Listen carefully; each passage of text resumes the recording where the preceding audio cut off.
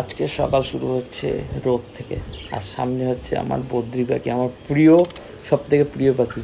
আর এদের তালা খুললেই প্রথমে এক জিনিস আমি দেখতে পাবো, সেটা হচ্ছে নষ্ট জল, তার মধ্যে হেগে ফেগে মানে একাকার।